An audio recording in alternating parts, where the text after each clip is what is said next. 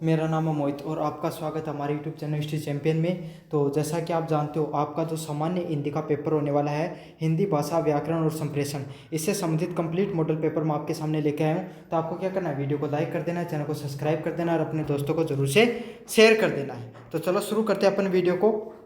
साथ के साथ आपको PDF ये टेलीग्राम चैनल पर मिल जाएगी और जो यहाँ पर आपके सामने जो शॉप वाला ऑप्शन है, यहाँ पे क्लिक करके अगर आप कोई भी प्रोडक्ट खरीदते हो तो आपको सबसे ज़्यादा डिस्काउंट है वो देखने को मिलेगा कोई भी प्रोडक्ट पे, फ्लिपकार्ट या मंत्रा पे। तो पहला प्रश्न है, भाषा की सामाजिक उपयोगिता को स्पष्ट कीजिए। तो भाषा की सामाजिक उपयोगिता क्या होती है, इसके बारे में बताना है। भाषा की सामाजिक उपयोगिता संप्रेषण द्वारा सामाजिक व्यवस्था बनाए रखने और संस्कृति के हस्ताक्षर से है। मतलब भाषा की सामाजिक उपयोगिता क्या होती है, मतलब भाषा का समाज में कैसे उपयोग किया जाता है। तो भाषा है उसको समाज में किस लिए उपयोग करता है, भाई अपन सब लोग हैं, समाज में रहते हैं, समाज में किस रूप में उपयोग करते हैं, एक दूसरे से बातचीत में। आप अपने दोस्त हो गए, माता पिता हो गए, रिश्तेदार हो गए, जिससे भी बातचीत करते हो, किसका प्रयोग करते हो, भाषा का उपयोग करते हो। इसका क्या महत्व होता है, इससे एक सामाजिक व्यवस्था वो बनी रहती है। भाई आप अपनी चीज़ों को बोलकर भाषा के माध्यम से अपनी भावनाओं को व्यक्त कर सकते हो, अपनी चीज़ें बता सकते हो। साथ के साथ हमारी संस्कृति है वो एक स्थान से जो उसका स्थानांतरण भी देखने को मिलता है। यह सामाजिक पहचान संबंधों के निर्माण, विचार, ज्ञान व मूल्यों को एक पीढ़ी से दूसरी पीढ़ी का पहुंचाने का काम करती है। और ये क्या काम करती है, हमारे जो समाज होता है, सामाजिक पहचान का, संबंधों का निर्माण। भैया आपको कोई सामाजिक पहचान है, कोई भी व्यक्ति कैसा बोलता है, अच्छा बोलता है तो उसके प्रति लोगों के अच्छे विचार होते हैं। गलत अगर शब्दों का प्रयोग करता है तो उसके गलत व्यक्तित्व के रूप में उसको देखा जाता है। साथ के साथ आपके दोस्त हो गए, दुश्मन हो गए, सभी कैसे बनते हैं, आपकी भाषा के, या जो आपके जिस प्रकार से संचार करते हो वैसे ही आपके बनते हैं। अगला क्या, मातृभाषा व संपर्क भाषा में क्या अंतर होता है। मातृभाषा क्या होती है, मातृभाषा वह भाषा होती है जिसे बालक अपने माता पिता और परिवार में सबसे पहले सीखता है। तो मातृभाषा कौन सी भाषा होती है, मातृभाषा वह भाषा होती है जिसको माँ बाप आपको सबसे पहले सीखना, बोलना जिस भाषा में सीखते हो उसी को मातृभाषा के नाम से जाना जाता है। जैसे आपकी मारवाड़ी बीकानेर के आसपास हो तो आपकी जो बीकानेरी होगी या मारवाड़ी भाषा जो बोली जाती है वही आपकी क्या है, मातृभाषा है। संपर्क भाषा वह भाषा होती है जिसका उपयोग आपको विभिन्न भाषी समूह के लोग आपसी बातचीत के लिए या व्यापार के लिए करते हैं। तो संपर्क भाषा कौन सी होती है, संपर्क भाषा वह भाषा होती है जिसका उपयोग किसके लिए करते हैं लोग, अलग अलग जो भाषी समूह के लोग होते हैं आपस में बातचीत करने के लिए और या व्यापार के लिए करते हैं। जैसे अब आप यहाँ से चले गए, आपको क्या कोई कपड़ा खरीदना था, है ना, तो आप क्या करें, चले गए गुजरात में, तो अब आपको गुजरात के लोग, मातृभाषा गुजराती है और आपकी मारवाड़ी है, तो आप क्या दोनों भाषाओं का संचार हो पाएगा, तो आप किस भाषा का उपयोग करोगे, हिंदी भाषा का है प्रयोग करोगे। तो इसी को क्या कहा जाता है, संपर्क भाषा के नाम से जाना जाता है, जहाँ पर अलग दो भाषाओं के जानकार जो व्यक्ति हैं एक सामान्य भाषा का उपयोग करते हैं, उसी को संपर्क भाषा के नाम से जाना जाता है। बोली और उपभाषा में अंतर लिखिए। बोली किसी क्षेत्र में सीमित बोली जाने वाली भाषा का स्थानीय रूप है। तो बोली क्या होती है, कोई भी जो छोटा सा क्षेत्र होता है वहाँ पर सीमित रूप से किसी भाषा को बोला जाता है, उसी को क्या कहा जाता है, भाषा के नाम से जाना जाता है।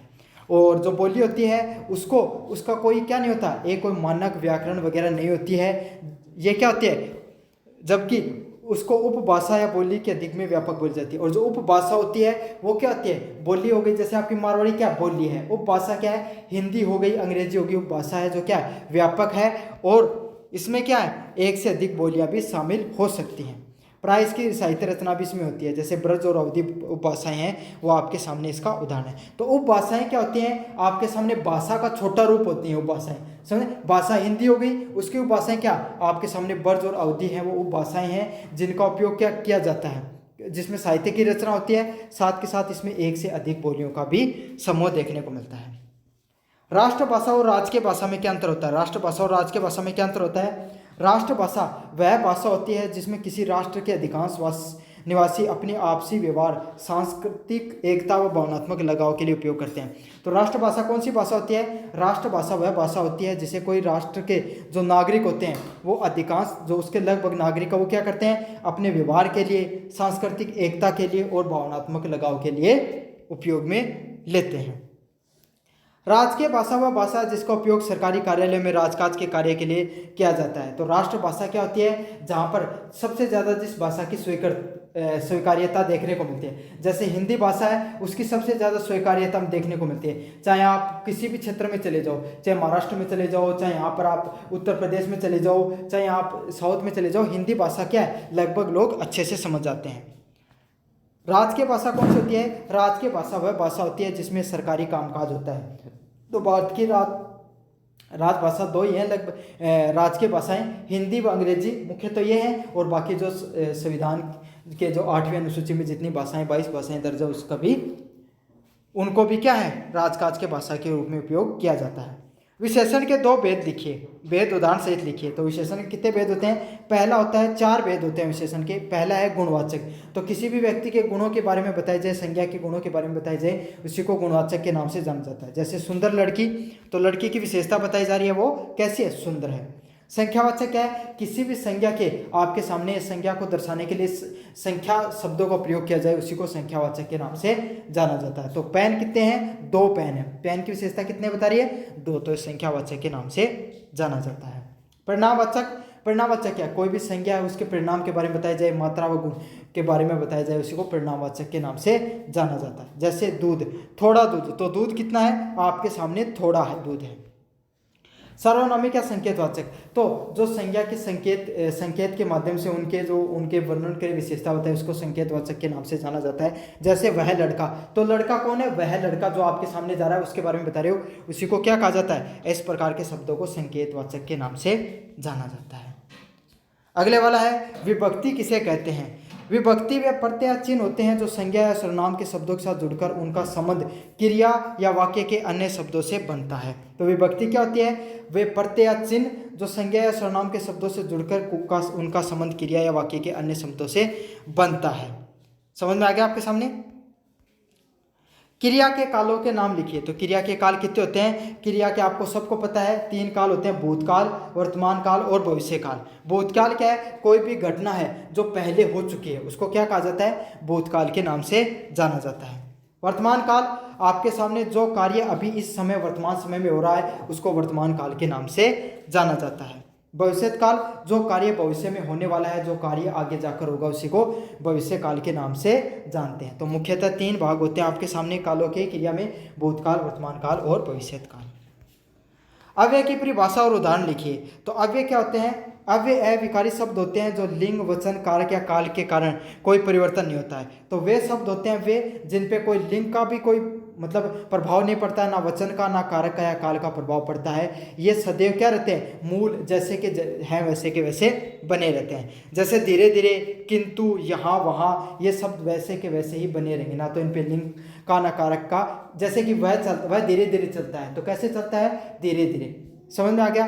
और जोड़ने का कार्य करता है, किंतु, परंतु है, यहाँ है, वहाँ, सब पर कोई भी लिंग, वचन या कारक का कोई प्रभाव नहीं पड़ता है। हिंदी वर्णमाला की विशेषताएं लिखिए। हिंदी वर्णमाला की मुख्य विशेषता यही है कि ये वैज्ञानिक है और ध्वन्यात्मक है। तो हिंदी वर्णमाला कैसी है? आपके सामने वैज्ञानिक ढंग से बनाया गया इसको, और आपके सामने ध्वन्यात्मक है।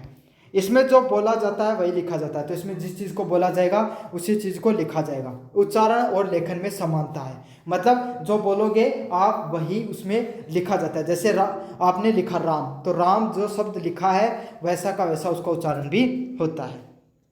इसके वर्णों में विभाजन उच्चारण, स्थान व प्रयत्न के आधार पर होता है। तो जैसे आपके सामने नॉन शब्द होता है KNOWN, तो इंग्लिश के काफ़ी शब्दों में क्या होता है? विलोप होता है। कुछ शब्दों का लिखा जाता है, उसका उच्चारण कुछ और होता है, लेकिन हिंदी में ऐसा नहीं है। जिन शब्दों को जैसा लिखोगे वैसे उनका उच्चारण देखने को मिलता है। इसके वर्णों का विभाजन उच्चारण, स्थान व प्रयत्न के आधार पर होता है। और इसका वर्णों का विभाजन कैसे होता है? जहाँ से उच्चारण स्थान करें, जैसे ट, क, च, तय, तो ये सब आपके तालु से, कोई दंत से, कोई कंठ से, जैसे उच्चारण स्थान है वहाँ से इनका उच्चारण हो रहा है। समझ में आ गया? अगला क्या है? शब्द भंडारण के 2 स्रोत लिखिए। तो शब्द भंडारण होता है, उसके 2 स्रोत कौन से होते हैं? पहला कौन सा? तत्सम शब्द। वे शब्द जो संस्कृत में जो के त्यों बने हुए हैं। तत्सम शब्द क्या है? जो अलग भाषा से, हिंदी हो गई, संस्कृत हो गई, फारसी हो गई, अंग्रेजी हो गई, है ना, फ्रेंच हो गई, आपके सामने जो और कोई कितनी भी भाषाएं हैं, सब भाषाओं के शब्द हैं ऐसे के ऐसे हिंदी में प्रयोग होते हैं। या फिर उसको क्या कहा जाता है आपके सामने? उनको विदेशज या इन शब्दों के नाम से जाना जाता है। लेकिन तत्सम शब्द क्या होते हैं, जो संस्कृत के शब्द जिनको हिंदी में जो कि तो रखा जाता है उसी को क्या कहा जाता है, आपके सामने तत्सम शब्द कहा जाता है। और तत्व शब्द कौन से होते हैं, जो शब्द संस्कृत में आए और समय के साथ परिवर्तित हो गए। मतलब जैसे जैसे हिंदी में परिवर्तन देखने को मिला, जैसे जैसे हिंदी भाषा आगे बढ़ती चली गई, उसमें उन शब्दों में परिवर्तन देखने को मिला। जैसे अग्नि का क्या होगा, आग हो गया, और क्षेत्र को खेत में बदल दिया गया। इसमें देसी विदेशी और आपके सामने ये स्रोत भी देखने को मिलते हैं। तो ये आपके सामने जो यूनिट फर्स्ट है इसका रिवीजन कराए, आगे आपको unit second, unit third, unit 4 और यूनिट 5 भी देखने को मिल जाएगी। चैनल को जरूर से सब्सक्राइब कर देना। धन्यवाद।